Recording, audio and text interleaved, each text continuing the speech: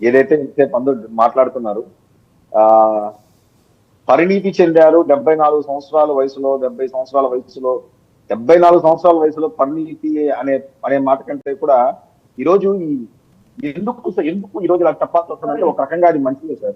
ఒక రకంగా పాద నమస్కారాలు చేయొద్దండి అనేది ఒకటి ఓకే అయితే, మెయిన్ ప్రాబ్లం ఎక్కడొస్తుందని అంటే టోటల్ మీడియా కానీ లేకపోతే అక్కడ ఉన్న ఫోన్స్ కానీ వాళ్ళ మీద క్యాప్చరింగ్ లో ఎక్కువ ఉన్నాయి.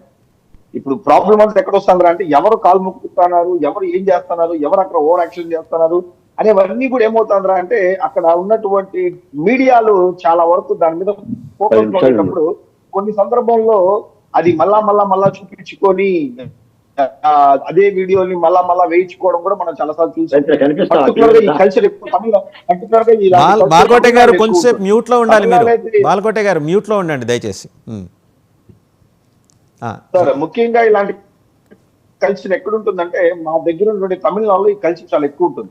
మరి అక్కడ ఎలా ఉంటారు అంటే, ఏకంగా ముఖ్యమంత్రులు కూర్చొనే ఉంటారు, వాళ్ళు కూర్చొనే ఉంటారు, లేచి నిలబడి నేరుగా వచ్చేసి వాళ్ళ యొక్క మినిస్టర్లు కావచ్చు, ఎమ్మెల్యేలు కావచ్చు, అందరూ కూడా డైరెక్ట్ గా వచ్చి వాళ్ళకి పాద నమస్కారాలు చేస్తుంటారు. ఇది ఆ తర్వాత సోషల్ మీడియాలో విపరీతంగా ట్రోల్స్ జరిగేది. ఇప్పుడు కూడా ఏంటంటే అంటే, ఎక్కడన్నా కానీ ఒక నాయకుడు అలా కాళ్ళ మీద పడినప్పుడు ఏదో రకంగా ఒక సోషల్ మీడియాలో వాళ్ళ మీద కామెడీ చేయడము, వాళ్ళ మీద కూడా ఎందుకు అనే ఉద్దేశంతో కూడా ఒక రకంగా ఉండొచ్చు. అనవసరంగా లేనిపోయిన తలనొప్పులు ఎందుకు, డిస్టర్బెన్స్ ఎందుకు అని కూడా ఆలోచించవచ్చు. బట్ ఏదైతే ఏముంది కానీ, బట్ చంద్రబాబు నాయుడు గారి యొక్క స్థాయిలో పాద నమస్కారాలు ఎవరు కూడా చేయొద్దని చెప్పడం కానీ, తల్లిదండ్రులకు చేయమని చెప్పడం కానీ, మనం డెఫినెట్ గా దాని అన్నిటి కూడా యాక్సెప్ట్ చేయాల్సిందే. ఒక మంచి కల్చరే సార్. ఎందుకంటే ఈ రోజు భజన చేస్తే తప్ప పనులు జరిగే పరిస్థితి లేదు.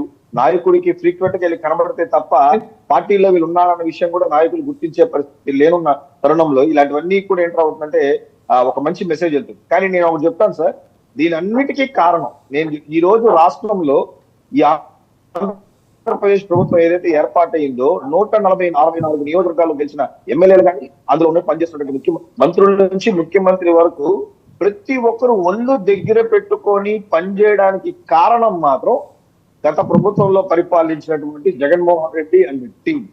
వీళ్ళ పరిపాలించిన దెబ్బకి ఏ చిన్న ఇది చేసినా కానీ వాళ్ళకి మనకు తేడా ఉండదు అనే ఒకటి ఏదైతే ఒక మెసేజ్ పబ్లిక్ లోకి వెళ్ళిపోతుంది అని ఏదైతే ఉందో, దాని వల్లే ఈ రోజు ఇంత మార్పులు కానీ ఇదంతా కూడా.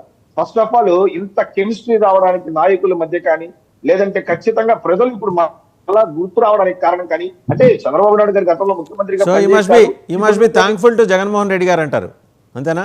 100% సార్, 100%.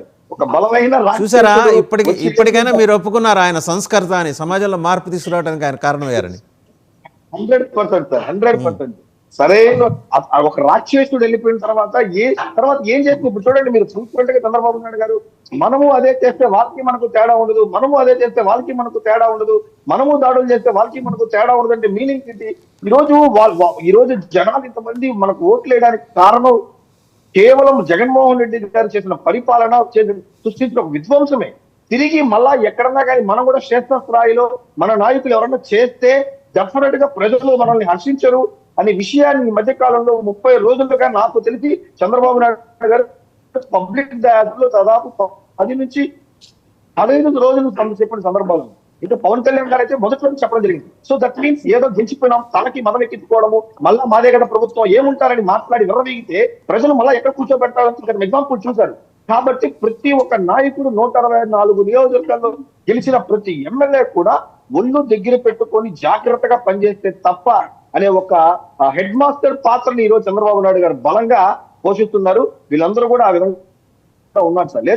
లేదంటే వాళ్ళు చేసిన దానికి కొట్టాలి, లేకపోతే వాళ్ళు ఏదో చేసేయాలి అంత కసి కార్యకర్తల్లో ఇబ్బంది పడిన నాయకులు ఎంతవరకు ఉంది. బట్ కొంతవరకు అది కంట్రోల్ చేయకపోతే మళ్ళా తిరిగి ఏదైనా డ్యామేజ్ అవుతుందన్న ఉద్దేశంతో కూడా ఇది ఇలాంటి నాయకులు ఆ స్థాయిలో చెప్పడం అనేది చాలా ఇంపార్టెంట్. చంద్రబాబు నాయుడు గారు పబ్లిక్ లో చెప్పడం దానివల్ల చాలా ఇంపాక్ట్ అనేది ఖచ్చితంగా ఉండదు. ఇంకోటి హరే రామ హరే కృష్ణ అంటే కేసులు అది ఆ సెన్స్ లో అది చెప్పలేదు సార్. నేను బాలకోటయ్య గారు సార్ చెప్పేదాన్ని ఇంటరప్ట్ చేసే అంత కెపాసిటీనో లేదంటే అంత సాహసం కూడా నేను చేయను.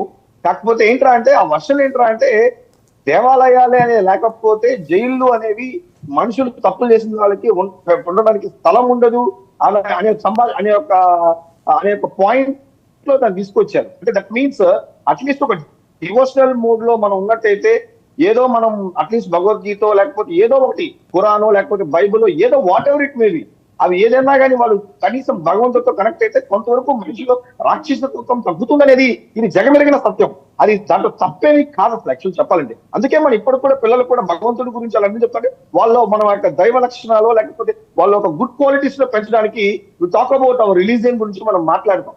సో ఆ సెన్స్ లోనే చెప్పుకుంటారు అని నేను అనుకుంటున్నాను తప్ప I don't think Harirama Hare Krishna అంటే కేసులు తగ్గిపోతాయి, హరిరామ హరే కృష్ణ అంటే సమస్యలు తీరిపోతాయని మాత్రం నేను అనట్లేదు. అట్లీస్ట్ మాక్సిమం డివోటీస్ గా ఉన్న వాళ్ళు కొంత శాంతంగా ఉంటారు. సో వాళ్ళు ఎవరు కూడా హాని చేయడానికి ఆలోచించరు.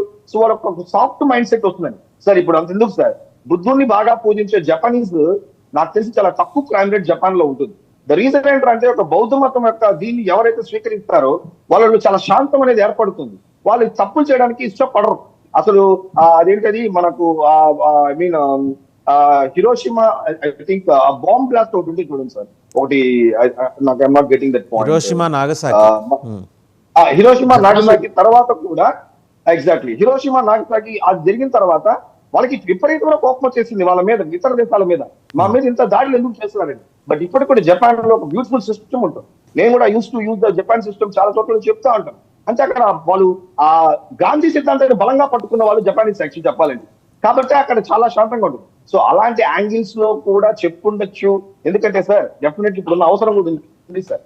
ఈ రోజు చూసినట్టయితే యంగ్స్టర్స్ 18 years 20 years అసలు బండ్లు 60 ఎంత స్పీడ్ నడుపుతున్నారు, యాక్సిడెంట్స్, ఎవరికి కూడా వాళ్ళ మీద కంట్రోల్ లేకపోవడం, ఒక బాధ్యత లేకపోవడం, డ్రగ్స్ ఏంటి సార్, యంగ్స్టర్స్ ఒక పక్కేమో టెక్నికలీ స్ట్రాంగ్ గా గ్రో అవుతున్నాం.